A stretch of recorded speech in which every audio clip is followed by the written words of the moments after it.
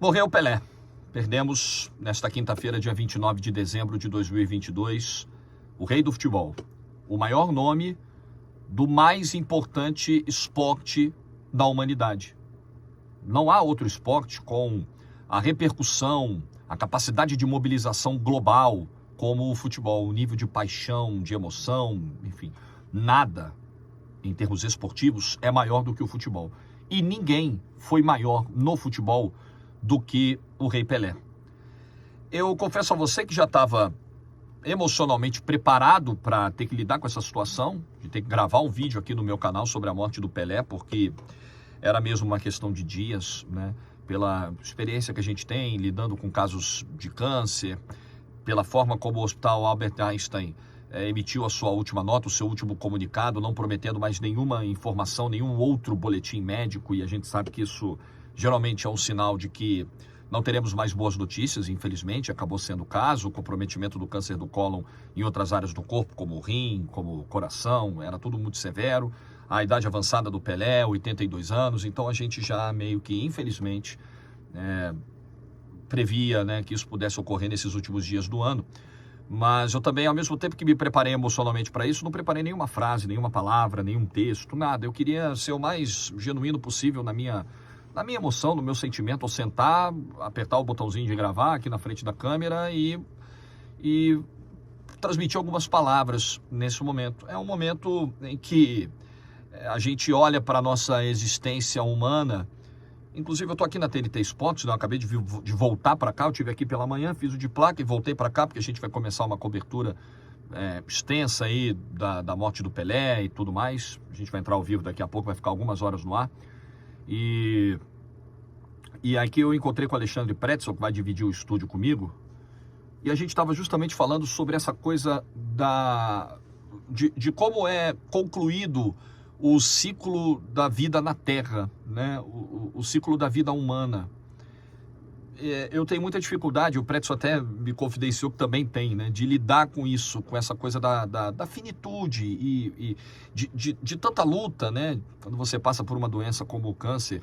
Eu tive um câncer de tireoide e nem de longe ele tem a gravidade, o nível de severidade que tem um câncer de cólon. Eu não precisei fazer uma quimioterapia, por exemplo, uma radioterapia, mas há casos como o do Pelé onde isso é necessário. Então você trava ali uma luta, né? Uma batalha, é algo instintivo, a gente já nasce batalhando pela vida, né? Batalhando para se manter vivo e no final a gente, cedo ou tarde, assim, a gente acaba indo para o mesmo lugar, né? A gente acaba tendo o mesmo desfecho. E é complicado, alguns lidam com isso com mais naturalidade, outros enxergam, e aí a gente tem vários olhares, né? Tem o olhar religioso, enfim, tem o olhar daqueles que entendem que o nosso papel aqui, a gente nunca vai compreender, né? Tem outros que acham respostas na religião e existem várias respostas diferentes, e aí a gente vai entendendo qual resposta se adequa melhor ao que a gente pensa, né? Qual resposta cai melhor dentro de nós, porque a certeza que a gente tem é que não, eu pelo menos tenho essa certeza, né? Que nós não temos certeza de nada. A gente tem convicções, a gente tem crenças, a gente tem linhas de pensamento que a gente tenta seguir, crer, mas certeza a gente não tem, né? A certeza que a gente tem é de que o desfecho sempre é esse. É a partida, é a dor que fica para os familiares e é o legado que se deixa. E o Pelé deixou um inegável legado no futebol, com os números, com os recordes, com os títulos, com a precocidade da sua explosão, campeão do mundo com 17 anos de idade e marcando gols e sendo altamente decisivo, ainda muito menino. O Pelé deixa sua marca com o simbolismo criado em torno da camisa 10. Os 10 que vieram depois do Pelé vieram nessa esteira, né? Camisa 10 virou sinônimo de craque por causa do Pelé. A gente vive numa era onde Lionel Messi entrou para a história como o maior camisa 10 que toda a geração atual viu. Não só o maior camisa 10, o maior nome que toda essa geração viu. E essa camisa 10, hoje simbolizada na figura do Messi para essa nova geração, antes ela já tinha sido imortalizada pelo Pelé. O que eu acho que torna o Pelé o maior, não só a magnitude, a grandeza do que ele fez em termos de números e conquistas, mas o fato dele ser o pioneiro em muitas coisas. Não só na questão da idolatria, da camisa 10 e tudo mais. Lances que hoje a gente vê sendo replicados, executados em campo, muito antes eles já eram protagonizados pelo Pelé. No momento em que o futebol não dispunha das ferramentas que dispõe hoje. No momento em que a bola não tinha a tecnologia que tem hoje, a bola não era impermeável. Num jogo chuvoso, a bola ficava mais pesada. Os gramados não tinham o sistema de drenagem que tem hoje, ou campos cobertos, estádios climatizados. Os uniformes, as camisas, elas não tinham uma tecnologia antitranspirante e tudo mais. A medicina no futebol, a ciência do futebol, ela não era tão evoluída quanto é hoje. A gente não tinha tantas tecnologias, robôs para fazer cirurgias de jogadores, exames que vão detectando se o cara vai ter um desgaste ou não, se ele está perto de ter uma lesão ou não. Nada disso existia na época do Pelé. E ele era um assombro físico, técnico. Na época do Pelé, não existia a proteção à integridade física do atleta que existe hoje. Pelé jogou numa época em que não tinha VAR, em que vários jogos, a grande maioria, não tinham transmissão. Acontecia muita coisa no campo, em termos de violência, que o Pelé tinha que superar. E muitas vezes o Pelé tinha que responder com muita dureza também, porque se ele não batesse, ele apanhava. Foi nessa era extremamente difícil que o Pelé se destacou. Isso não tira o mérito de quem se destaca hoje, com toda a tecnologia à disposição. É claro que não. É claro que Messi, Cristiano Ronaldo, Mbappé, que tem tudo para ser o expoente da nova geração, Haaland, que está surgindo, é claro que eles têm os méritos. Eles conseguem ser gigantes num futebol competitivo, num futebol mais estudado, mais cerebral, menos improviso, menos individualismo e muito mais estudo, estratégia. É mais difícil. Você tem hoje adversários de menor porte muito preparados para enfrentar os grandes. Mas você tinha na época do Pelé também grandes jogadores de grande nível técnico. Eu nunca vou admitir, nunca vou concordar com o argumento de que o Pelé não tinha pela frente adversários brilhantes. Mas o Pelé marcava gols contra o cara que trabalhava na borracharia durante o dia, contra o pedreiro. Tem uma geração nova que usa muito esse argumento desrespeitoso, né, ao Pelé. Mas aí, beleza, o Yashin era o quê?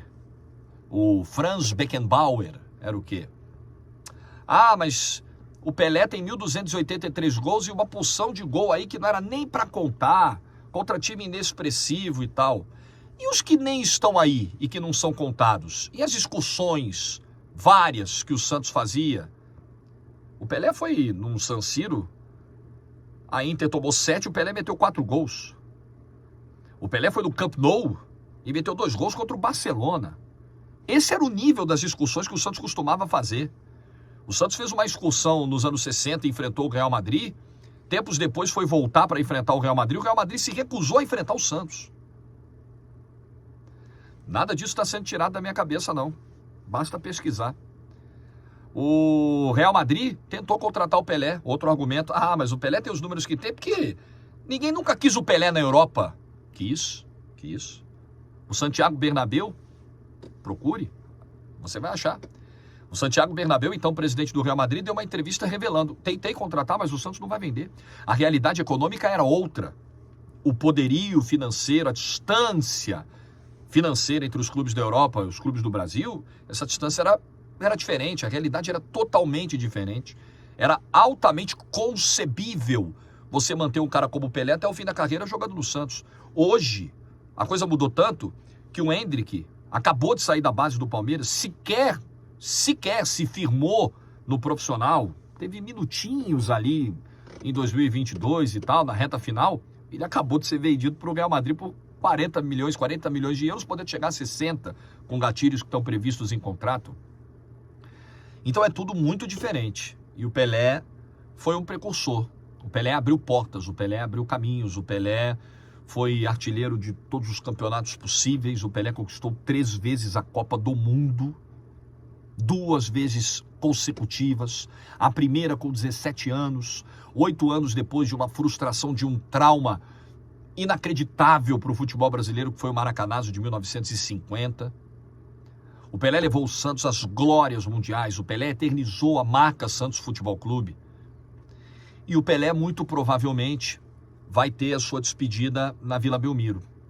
E que coisa curiosa, né? O Santos está prestes a se despedir da Vila Belmiro. O Santos vai dar um novo passo, vai entrar numa nova era de modernidade, com uma nova arena, tentando se igualar ao que fazem os clubes da capital, os seus principais rivais. São Paulo não tem uma arena, mas tem um estádio com capacidade gigante, onde ele pode fazer grandes receitas. Palmeiras e Corinthians ainda mais, com estádios muito modernos, e o Santos ficou para trás em arrecadação, né, em conforto ao seu torcedor, em atratividade. E a Vila Belmiro ela vai ter um fim muito breve. E antes do capítulo final, o cara que fez essa vila virar um templo sagrado, ao lado de Pelé, jogaram Pepe, Coutinho, Mengalvio, Zito. Esses caras todos imortalizaram a Vila Belmiro, fizeram da vila um templo sagrado do futebol. Só que dessa geração, o grande expoente foi o Pelé. E a despedida do Pelé tinha que ser nesse templo. O Santos certamente... E aí a gente vai falar disso em outros vídeos, depois que passar o momento não é de abordar esse tipo de coisa, mas a gente precisa falar de tudo que foi feito, de preparação, de tendas, o que cabia, o que não cabia, houve precipitação, houve desrespeito, não houve, mas isso fica para um segundo momento. O que fica agora é, Pelé vai se despedir da vila, né, o corpo do Pelé, a vila vai se despedir do seu maior nome, e a vila vai fechar um capítulo, assim, vai fechar um ciclo. O estádio Urbano Caldeira, a Vila Belmiro, vai ter toda a sua história encerrada nos próximos meses. E antes desse encerramento, uma justa despedida ao rei do futebol. Aquele que fez a magia acontecer naquelas 4 linhas, naquele gramado mágico de Santos, da cidade de Santos. É um vídeo triste, é uma pena, mas é como a vida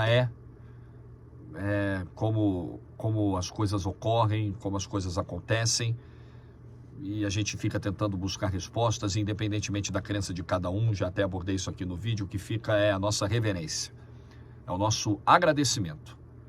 Se hoje eu estou aqui e o futebol ele é o meu meio de vida, eu sustento a minha família com o futebol.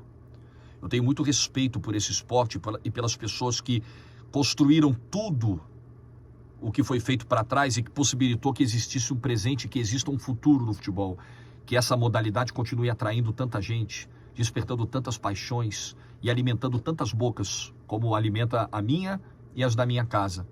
Então eu sou muito grato ao Pelé e a todos que no passado batalharam tanto pelo futebol e fizeram o futebol ter o tamanho que é hoje. Obrigado, Pelé. Obrigado por tudo, pelos títulos mundiais. Obrigado, Pelé, por fazer o meu Santos Futebol Clube ser o que é, ter a grandeza que tem. E você é peça fundamental nisso. Você transformou esse clube, você internacionalizou esse clube, você fez esse clube ser o que ele é em termos de tamanho. E se o Santos até hoje, com os anos difíceis que teve pós-Pelé, com alguns hiatos, o hiato Diego Robinho 2002, o hiato Neymar, Ganso 2010, 2011, se o Santos sobreviveu a esses tempos terríveis, difíceis, muito foi pelo legado de Pelé e companhia, que tornaram o Santos gigantesco. Já nasceu grande, com Pelé ficou gigantesco. E eu te agradeço, Rei, por isso. Te agradeço profissionalmente, te agradeço pessoalmente, te agradeço como brasileiro, te agradeço como torcedor, te agradeço como um cidadão amante do futebol no mundo. Para fechar, estava vindo aqui para a TNT Esportes e estava ouvindo o Thiago Berrais, meu colega, meu amigo da Rádio Jovem Pan, lembrando de uma frase do Michel Laurence, uma das melhores definições já feitas sobre o Pelé. A palavra Pelé, ela não tem nenhum significado em nenhum idioma do mundo, mas ela é compreendida nos 4 cantos do planeta. Quando a gente ouve Pelé, a gente entende exatamente o que aquelas 4 letras unidas, aquelas 3 letras, uma delas se repete, unidas, querem dizer. O maior de todos. Obrigado, Pelé. Descanse em paz. Tua trajetória nos orgulha. E muito. Você foi o maior de todos. E tenho a sensação de que ninguém vai te superar. Vai com Deus, rei.